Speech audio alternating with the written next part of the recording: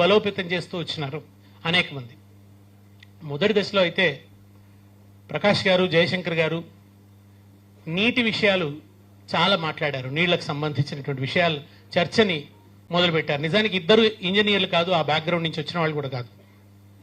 కానీ దానికి సంబంధించిన సాంకేతిక విషయాలను కూడా అవగాహన చేసుకొని మాట్లాడడం మొదలుపెట్టినారు. ఆ తర్వాత నిజానికి కలిసి వచ్చే కాలానికి నడిచొచ్చే కొడుకు అన్నట్టుగా ఆ ఉద్యమ సందర్భంలో ఈ నీటికి సంబంధించిన జల స్పృహని తెలంగాణలో పరివ్యాప్తం చేయటం కోసం నదీ జలాల కేటాయింపులో తెలంగాణకు జరిగిన అన్యాయం, అసలు నదీ జలాలు వాటి చుట్టూ ఉండేటువంటి అనేక అంశాలు వీటన్నిటినీ కూడా ప్రజలకి చాలా అరటిపండు ఒలిచినట్టుగా చెప్పే పద్ధతిలో అవసరమైన ఆ భావజాల రచనంతా చేసింది, వ్యాసాలు రాసింది, పుస్తకాలు రాసింది విద్యాసాగర్ రావు గారు. విద్యాసాగర్ రావు గారు ఇక్కడ మనందరి తలపుల్లో సజీవంగా ఉన్నారు. ఆయన చేసిన కృషి అసాధారణమైన కృషి. ఆయన రాసిన నీళ్లు నిజాలు, తెలంగాణ రాష్ట్రం ఒక డిమాండ్ అనే జయశంకర్ గారి పుస్తకం, నీళ్లు నిజాలు అనేటువంటి విద్యాసాగర్ రావు గారి పుస్తకం, ఈ రెండు కూడా మైలురాళ్ల వంటి పుస్తకాలు తెలంగాణ ఉద్యమంలో. అదే సందర్భంలో ఆ వారసత్వాన్ని అందిపుచ్చుకొని వాళ్ళు సాగిస్తున్న ఆ కృషిని మరింత విశాలతరం చేస్తూ ఒక నిత్య కృషివలుడిలాగా పనిచేసినటువంటి నికార్సైన నిబద్ధుడైన తెలంగాణ ప్రేమికుడు, స్వాప్నికుడు, ఉద్యమకారుడు, రచయిత, ఇంజనీరు శ్రీధర్ దేశపాండే గారు. దేశపాండే గారు నిజంగా కూడా నేను ఏమాత్రం సంకోచం లేకుండా చెప్పగలను, ఒక నిస్వార్థపరుడైన ఉద్యమకారుడు, చాలా విలువలతో జీవించేటువంటి వ్యక్తి, చాలా నిబద్ధత కలిగినటువంటి వ్యక్తి, తెలంగాణ ప్రాంతాన్ని, ఉద్యమాన్ని అమితంగా ప్రేమించేటువంటి వ్యక్తి, మరొక జీవితం లేనట్టుగా అదే ఆలోచించేటువంటి వ్యక్తి. ఆయన ఉద్యమం పొడుగున రాస్తూ వచ్చారు, చాలా పుస్తకాలు రాశారు. మీరు ఇప్పుడు ఈ ఆవిష్కరణ కాబోతున్న పుస్తకాల వెనక అట్ట కనుక చూస్తే ఒక పెద్ద లిస్ట్ ఉంది ఆయన రాసిన పుస్తకాలు. ఒక విషయం కాదు, ఆయన రాజకీయ వ్యాసాలు రాశారు, ఉద్యోగ రంగంలో జరుగుతున్నటువంటి అన్యాయాల గురించి రాసినారు. వివిధ సందర్భాల్లో అవసరమైనప్పుడల్లా అధ్యయనం చేయటం, ఆ అధ్యయన ఫలితాలని ప్రజలకు అందించడం అనే కృషిని నిరంతరంగా, అప్రమత్తంగా, అవిరామంగా, అవిశ్రాంతంగా చేస్తూ వచ్చారు శ్రీధర్ దేశపాండే గారు. చాలాసార్లు మనతో పాటు సమకాలీనులుగా ఉన్న వాళ్ళ విలువ, గౌరవం, కృషి అంత తొందరగా అర్థం కాదు, తర్వాత ఎప్పుడో అర్థమవుతుంది. అట్లా తెలంగాణ సమాజానికి శ్రీధర్ రావు దేశపాండే గారు చేసిన కృషి వెలకట్టలేనిది, చాలా విలువైనది, భవిష్యత్ తరాలు ఎంతో గుర్తుపెట్టుకునేది. ఉద్యమ సందర్భంలో అనేక సంస్థల్ని నిర్మించారు ఆయన. తెలంగాణ రచయితల వేదికలో ఆయన భాగస్వామ్యం ఉంది. తెలంగాణ రచయితల వేదిక నుంచి మేము సోయి అనే ఒక పత్రిక తీసుకొస్తే చాలా కాలం పాటు ఆ పత్రిక బాధ్యతలను ఆయన చూశారు. విద్యావంతుల వేదిక నిర్మాణంలో ఆయన పాత్ర ఉంది. విద్యావంతుల వేదిక నుంచి కూడా తెలంగాణ టైమ్స్ అని ఒక పత్రిక తెస్తే ఆ పత్రికను చూసింది దేశపాండే గారు. చాలా సమయాన్నంతా దానికోసం ఇచ్చి ఆయన పనిచేసేవాళ్ళు. అటు రాయటము, పత్రికను తీర్చిదిద్దడము, సభలు నిర్వహించడము, ఈ అన్ని అనేక రకాల పనుల్ని ఆయన, వేణుగోపాల స్వామి గారు వేదిక మీదకి రావాలి, అనేక రకాల పనుల్ని ఆయన నిర్వహిస్తూ వచ్చారు. ఉద్యోగ సంఘంలో కూడా చాలా క్రియాశీల పాత్రని ఆయన నిర్వహించాడు. అటు ఉద్యోగ సంఘాలకు సంబంధించిన రాత పనుల్ని కూడా ఆయన చేశారు, రచయితల సంఘాలకు సంబంధించిన రాత పనులు చేశారు. ఆయన నిజానికి సృజనాత్మక రచయిత, కథలు రాస్తారు అద్భుతంగా. ఆయన మొట్టమొదటి నాకు కథా రచయితగా పరిచయం. ఈ మధ్య కూడా ఆయన వాళ్ళ బోత్ జీవితాన్నంతా కూడా అక్షరబద్ధం చేస్తూ బొంతల కథలు అనే ఒక పుస్తకం రాశాడు. బోతుని బొంతల అని పిలుస్తారు జనం. ఆ బొంతల కథలు అనే పుస్తకం రాశాడు ఆయన. ఆ ప్రాంతం వాళ్ళంతా అమితంగా ప్రేమిస్తారు ఆ కథల్ని, దేశపాండే గారిని. మనకు తెలియని జీవితం, ఆదిలాబాద్ లో ఉండేటువంటి బోత్ ప్రాంతపు జీవితాన్ని అద్భుతంగా పరిచయం చేస్తూ ఆయన ఆ పుస్తకం రాసినారు.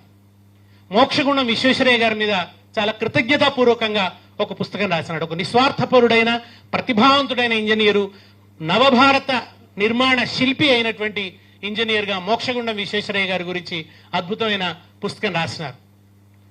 అట్లా ఆయన నిరంతరం ఆ కృషి చేస్తూ వచ్చినారు. తర్వాత ఆయన ఆయన ప్రతిభ, ఆయన సామర్థ్యం ఎంతటిది అంటే బోత్లో పుట్టి ఒక సాధారణ కుటుంబంలో పుట్టి కష్టపడి చదువుకొని ఇంజనీర్ అయిన దేశపాండే గారు ఎంత ఉన్నత స్థాయికి ఎదిగారంటే చీఫ్ మినిస్టర్ గారు ఓఎస్డీగా నియమించుకున్నారు ఆయనని గత ప్రభుత్వంలో. దానికి కారణం రెండు. ఒకటి, ఆయనకు ఈ సాగునీటి రంగం మీద ఉన్నటువంటి అవగాహన అయితే దానికన్నా ముఖ్యమైనది ఉద్యమం పట్ల, తెలంగాణ పట్ల ఆయనకున్న ప్రేమ, ఆయనకున్న నిబద్ధత. దాన్ని చూసే ముఖ్యమంత్రి గారు ఆయన్ని ఓఎస్డీగా నియమించుకున్నారు. అంతకుముందు ఆయన హరీష్ రావు గారి దగ్గర, సాగునీటి శాఖ మంత్రిగా ఉన్న హరీష్ రావు గారి దగ్గర ఓఎస్డీగా పనిచేశారు. అంతెత్తుకు ఆయన ఎదగగలిగారు. అక్కడి నుంచి కూడా చాలా దోహదం చేశారు ఆయన. స్వరాష్ట్రంలో, తెలంగాణలో ప్రజల సాగునీటి కలలు తీర్చడానికి జరిగిన కృషిలో ముఖ్యమంత్రి గారికి, గత ముఖ్యమంత్రి గారైనటువంటి, తొలి ముఖ్యమంత్రి గారైనటువంటి కేసీఆర్ గారికి, సాగునీటి శాఖ మంత్రిగా హరీష్ రావు గారికి ఆయన చాలా గొప్ప సహాయకారిగా ఉన్నారు. సాంకేతిక విషయాలకు సంబంధించి ఒక ఉద్యోగిగా, ఒక ఇంజనీర్గా ఆయన గొప్ప తోడ్పాటుని అందించారు. ఆయన నిబద్ధుడు కనుకనే, నిజాయితీ కలిగిన వాడు కనుకనే, తెలంగాణను ప్రేమిస్తున్నాడు కనుకనే ముఖ్యమంత్రిగా కేసీఆర్ గారు ఈ ప్రాంత ప్రజల సాగునీటి అవసరాలను తీర్చడంలో ఆయన ఎంత నిబద్ధతతో ఉన్నాడు, ఆయన ఎంత అంకిత భావంతో ఉన్నాడు, దానికోసం ఎంతో మేధోమథనం చేశాడు. అందుకని కేసీఆర్ గారి మీద దేశపాండే గారికి చాలా గౌరవం.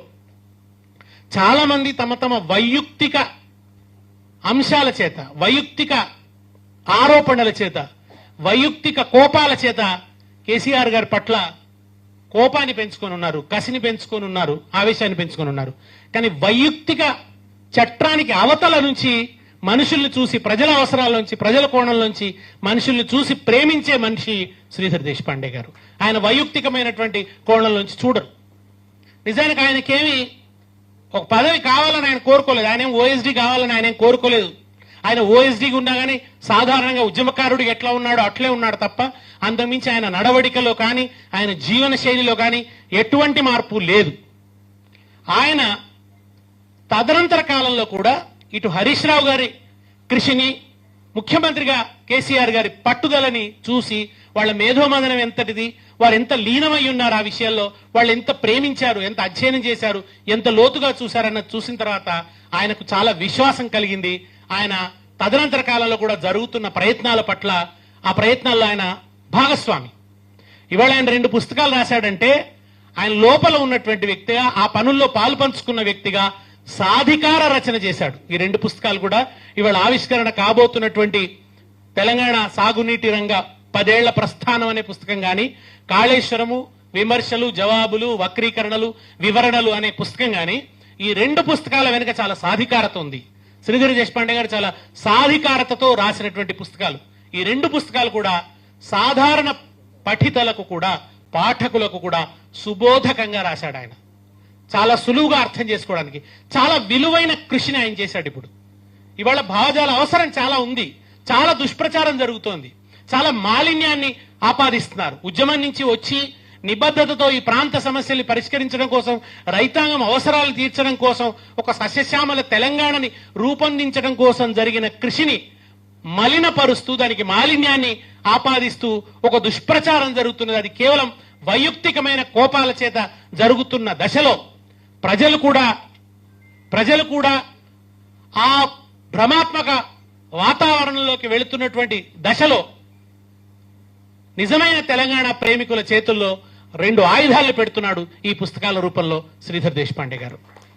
కనుక ఆయన ఒక ఎక్విప్ చేస్తున్నాడు ఇవాళ తెలంగాణ ప్రేమికుల్ని, అభిమానుల్ని, తెలంగాణ వాదులందరినీ కూడా ఆయన బలోపేతం చేస్తున్నాడు. దాంట్లో భాగంగా ఇవాళ ఈ 2 పుస్తకాలు రాశారు. ఈ 2 పుస్తకాల ఆవిష్కరణకి ముందు మనం ఒకసారి కృతజ్ఞతాపూర్వకంగా గతంలో ఇంజనీర్లుగా ఎంతో కృషి చేసినటువంటి ఒకరు, ఒక రకంగా చెప్పాలంటే తెలంగాణ ఈ ఇంజనీరింగ్ రంగ పితామహుడిగా భావించవచ్చు